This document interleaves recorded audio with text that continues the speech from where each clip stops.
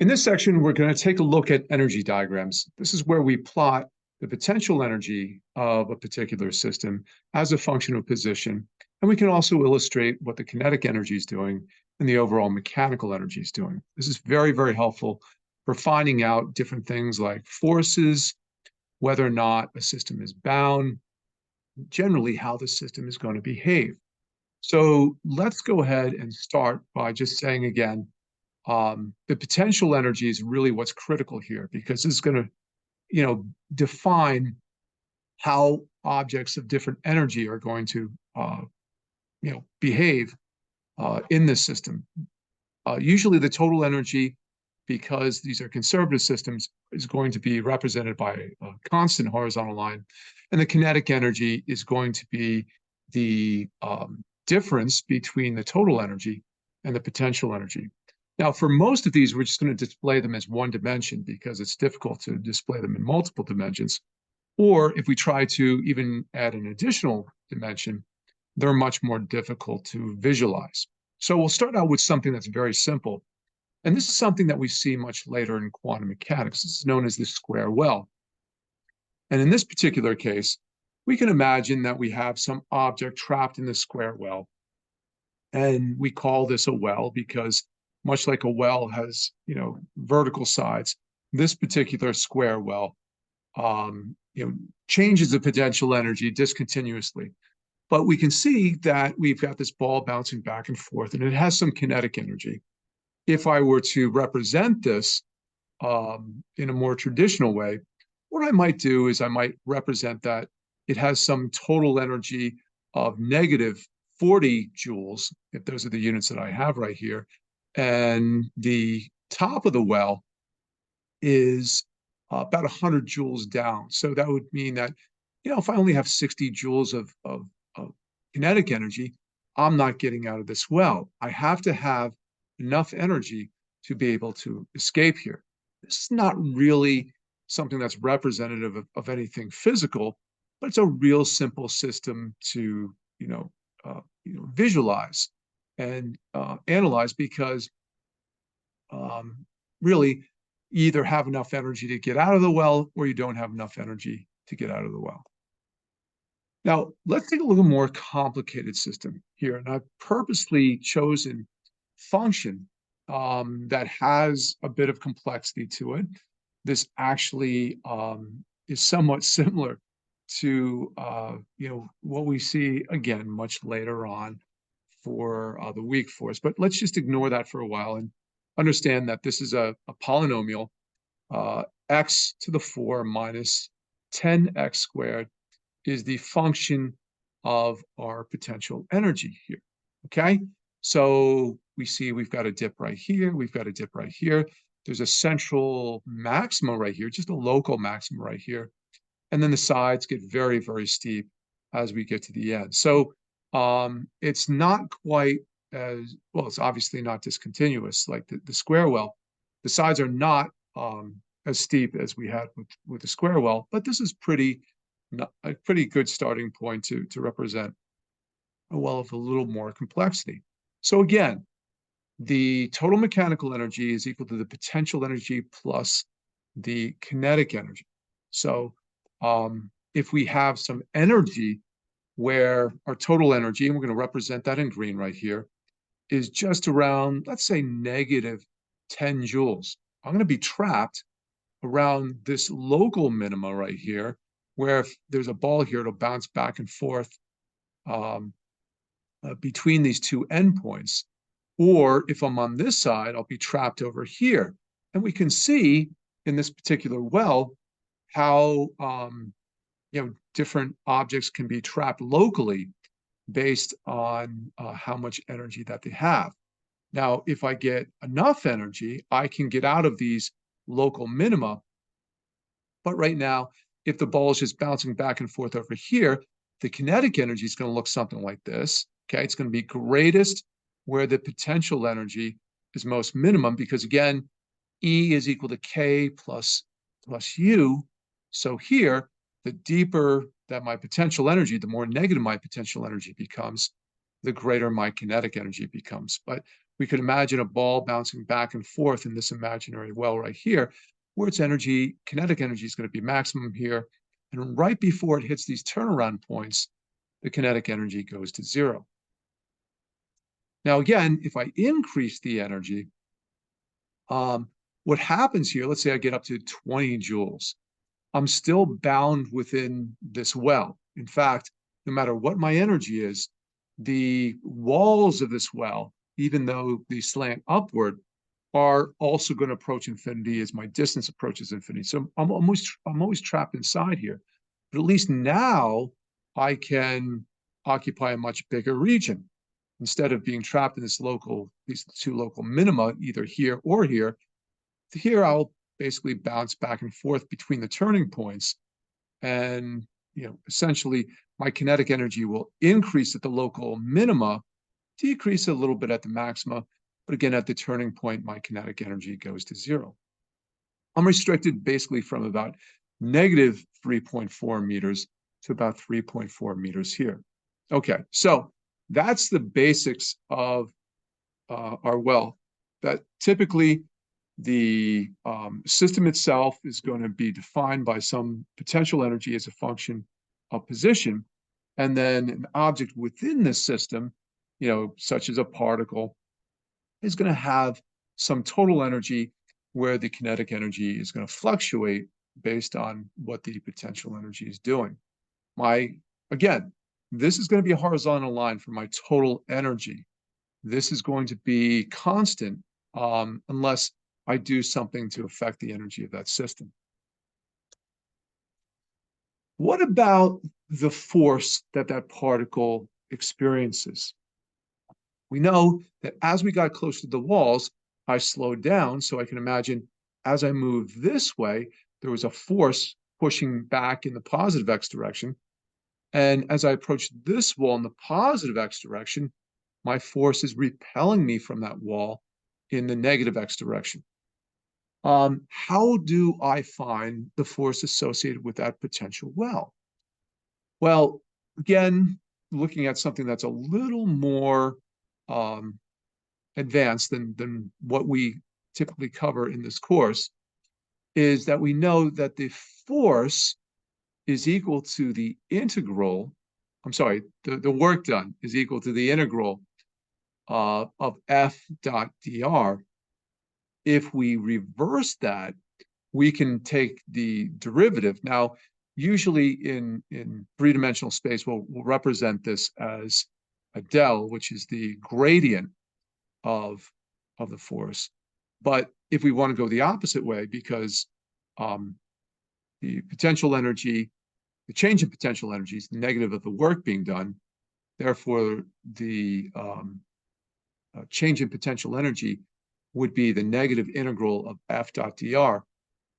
If I take sort of the inverse of that, instead of taking an integral, I'll take a derivative here, and I see that negative d dx, the partial of x with of the potential energy with respect to position, okay, of this function right here, all right? Again, we had x to the 4 minus x to the second. So I'm going to take the derivative with respect to x of that. I get this new function here, okay? It's going to be a negative here. And this right here represents the force. So that's pretty much what I imagine. As I get closer to this wall, the force is positive. It's pushing me. I guess my screen is reversed. It's pushing me in the positive x direction. If I'm on this side of the wall, the force is going to be negative, trying to get me in the opposite direction. So that's really what I see right here. Again, here is x to the 4 with that x to the second term that gives me that local maxima right there in the center. But we all know that a third order polynomial sort of has this anti-symmetric pattern to it. And again, that's exactly what I expect. That when I'm in the negative x direction, in the negative x position, I am going to get a positive force pushing me in the positive direction, repelling me from the edge of the wall. And when I'm over here in the positive x direction, my force goes negative, pushing me in the opposite direction.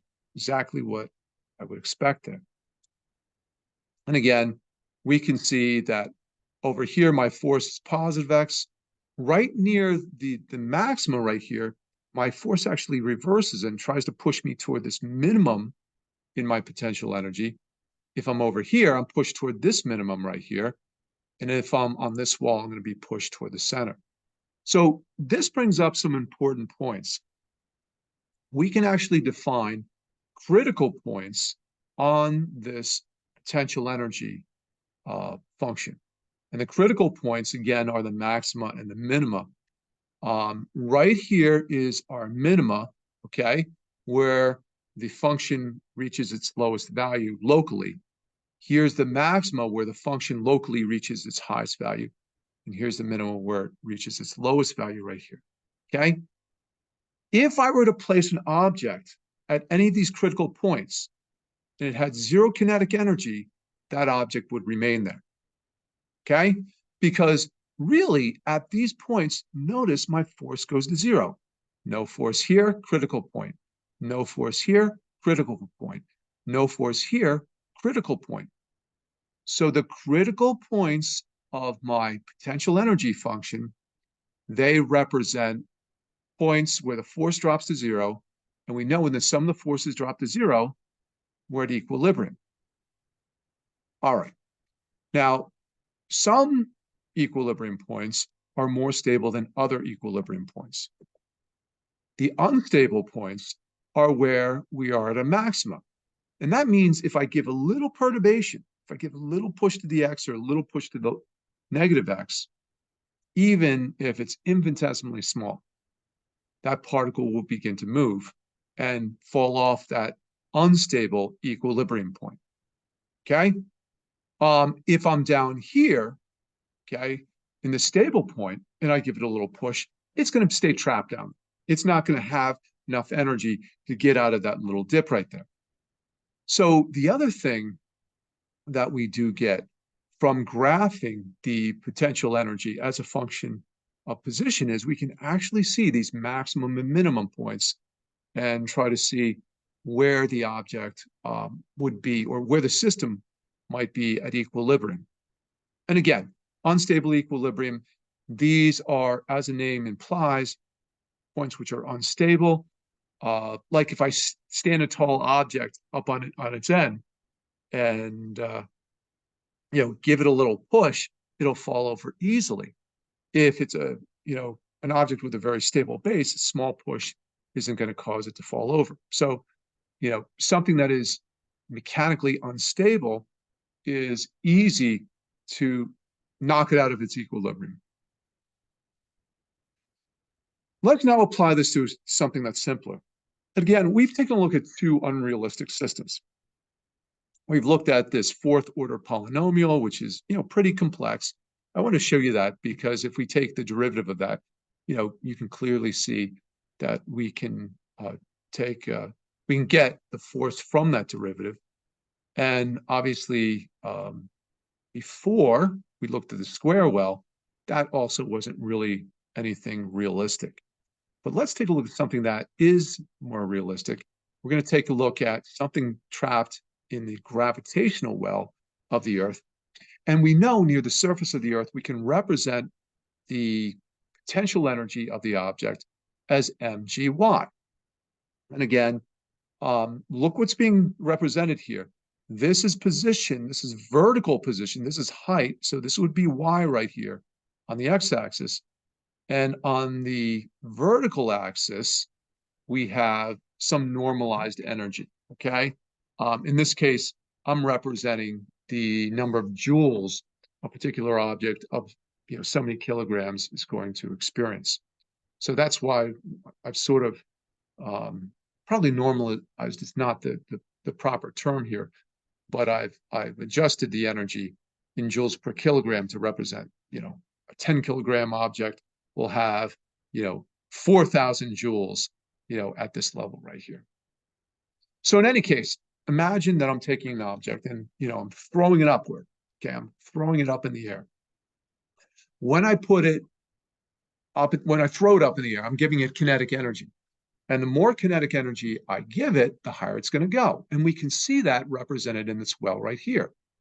Initially, I have a pretty good arm here, 40 some meters. Obviously, I have to launch that with a lot more force than I can actually throw. But you can see here, as the object goes upward, the mechanical energy stays the same. We're going to ignore air resistance. And the kinetic energy is becoming less and less and less and less and less until finally all the kinetic energy has been converted into potential energy. And we know what's going to happen. The object's going to fall back to Earth and, maybe it'll bounce, if it's a perfectly elastic bounce, it'll bounce up to the same height. But really simple system here. I can't get that object to break free of Earth's gravity because no matter how much energy I give it, according to this function right here, the object's going to go higher and higher, but eventually that well is going to pull it back down and bring it back down to the surface. So that is looking at sort of Galilean gravity, where the force of gravity is constant and the potential energy therefore goes by mgy. Now, of course, we know that this is not the case. The force of gravity is not just mg. The force of gravity becomes less and less as we go higher and higher in altitude. So looking at this, we can see that in actuality, our potential well is inversely proportional to the distance from the surface. So this is the potential well that we had before. I have to add this little term here, U naught, because that represents the energy at the surface. And it's really a negative term because, with a lot of our energy problems, we can always set, the surface of the Earth at zero or some arbitrary point at zero. But if I'm defining potential energy to go to zero as we go infinitely far, I have to give this some value down here, and that just allows me to compare it to this equation right here, which is a better calculation for the potential energy of an object under the influence of Earth's gravity. So you can see, yeah, this equation right here works great near the surface. My dotted line is very close to this line right here, this curve right here. But as we get further and further, out about 10% of the Earth's radius, the potential energy is beginning to show its inverse relationship to the distance. So again, we give an object more and more energy. As we do so, it climbs out of Earth's potential well and it's able to go further and further. But as long as my total energy in this diagram is less than zero, I'm going to be trapped in Earth's gravitational field. Now, the idea of putting a satellite in orbit is to get it high enough up into Earth's gravitational field so that we're out of the atmosphere and we're not experiencing atmospheric drag. There is, of course, the problem that our kinetic energy must be related to, a velocity that's perpendicular to the surface of the Earth. Otherwise, you're going to have it fall back down. But if we have a circular orbit, generally what happens is the kinetic energy becomes constant, and we'll stay in a circular path. We'll get more into orbits later on. But again, understand when I put something in orbit, I have to get enough energy. That's why rockets have to be so powerful. I have to do a tremendous amount of work to climb higher and higher out of this potential well. So we won't go over the mechanics of orbits just yet, because that really complicates the system.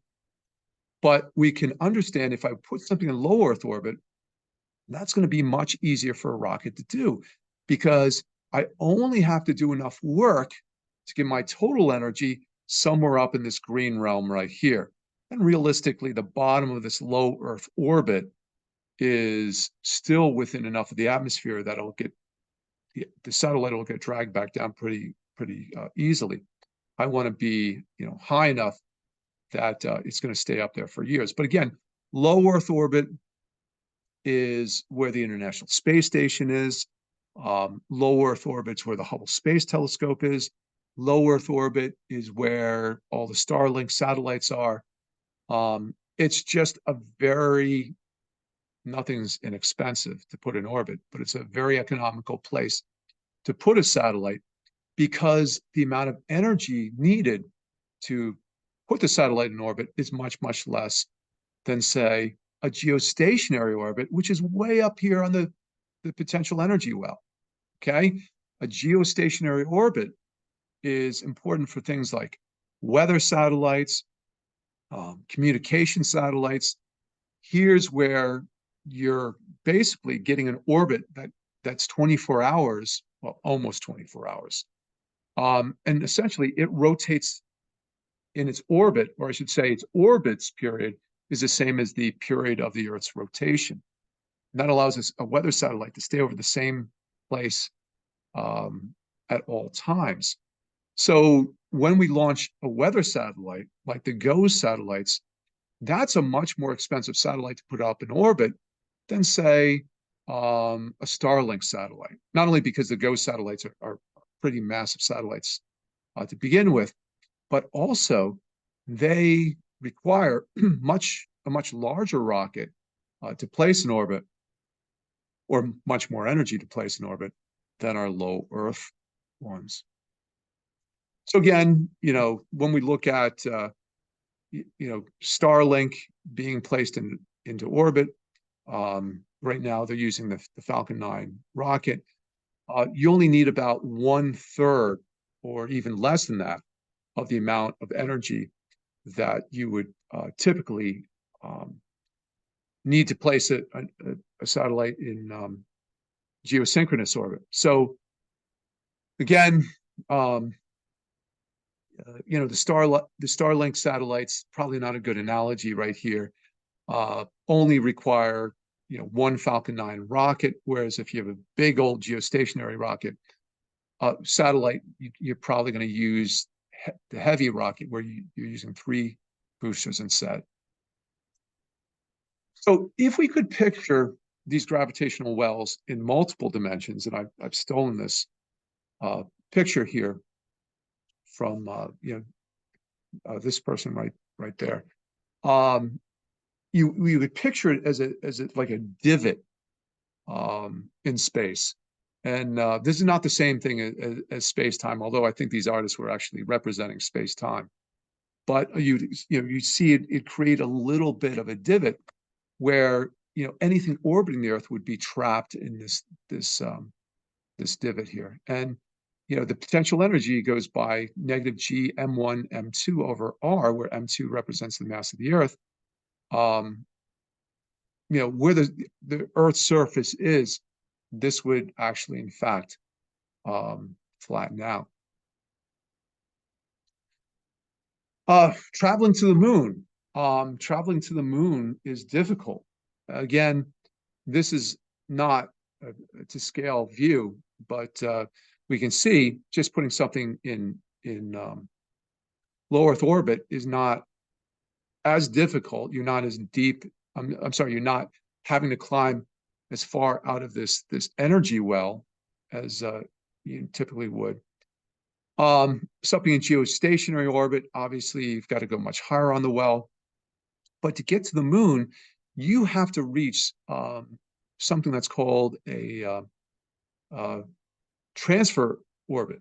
Basically, if you look at the gravitational well of the Earth and the gravitational well of the moon, you combine them, you get this blue thing right here.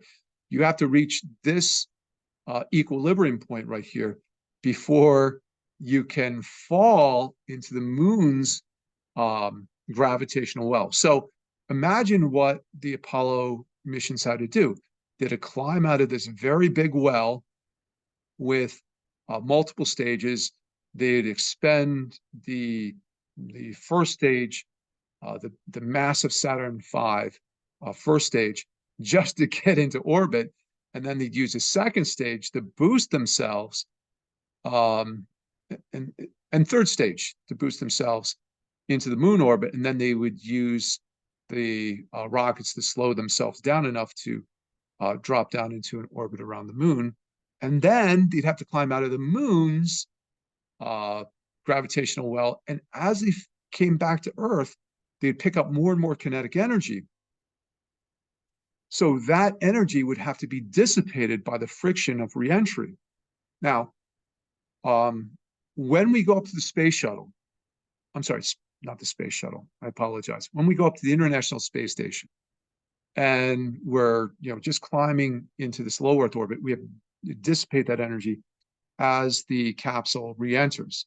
Soyuz capsules re-enter, the Dragon capsules re-enter with these heat shields. And eventually, I can't remember what the name of that, what is it, Dream? In any case, it's a new version of the shuttle. It's a much smaller version from the classic shuttle. But they're entering with much less energy because they only had to climb this high in the potential well.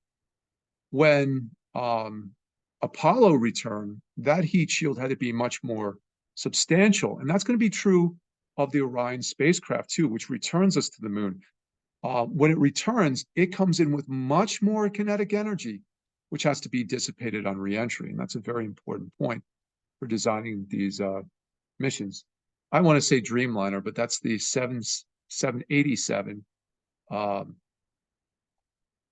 Dream Chaser. Dream Chaser is the newest shuttle that they're trying to develop, and it's a very much smaller from the older space shuttles. Now, let's look at some simple systems. This is a mass on a spring. Sometimes we call this a simple harmonic oscillator. We'll talk about this in the future.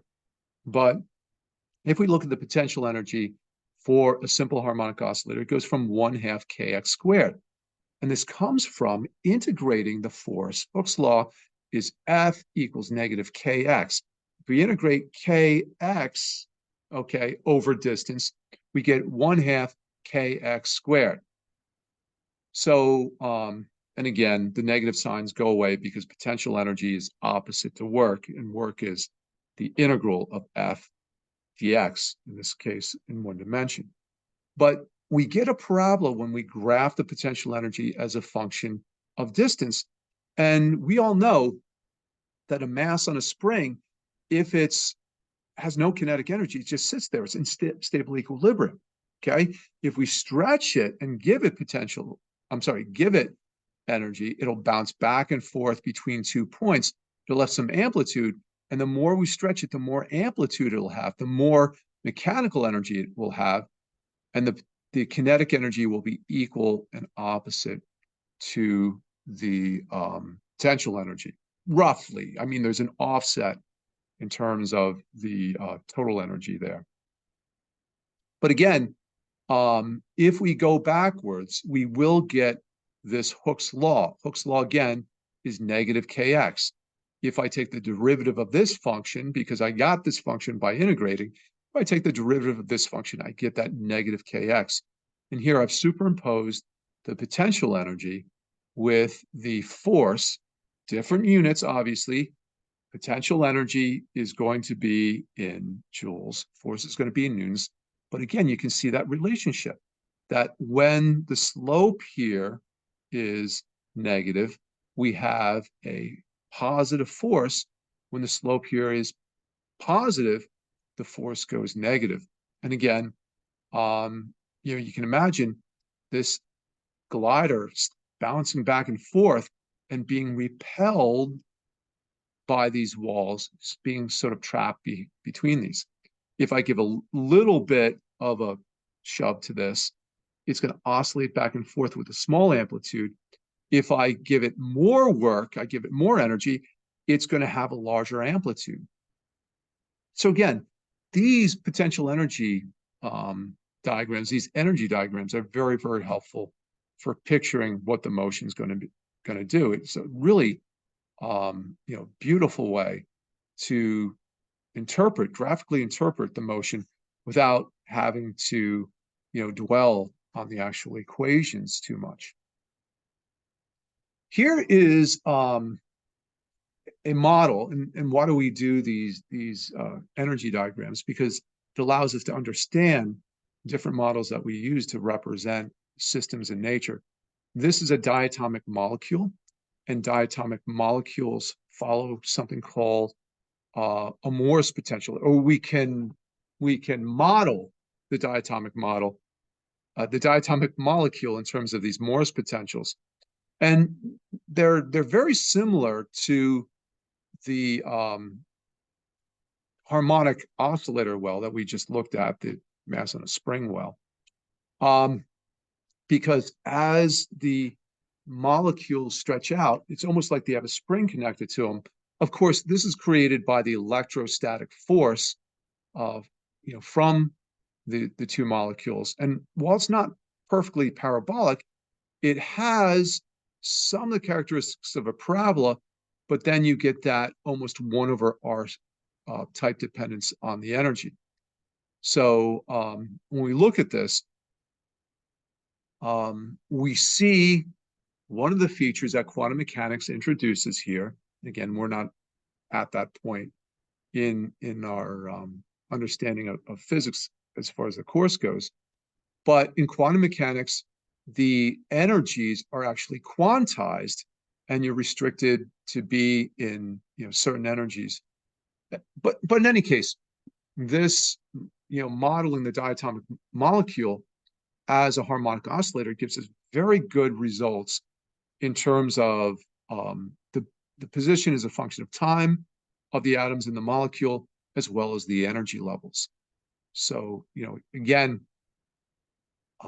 by showing the simplest model of a diatomic molecule, this 1/2 kx squared, okay, that's very easy to get solutions to.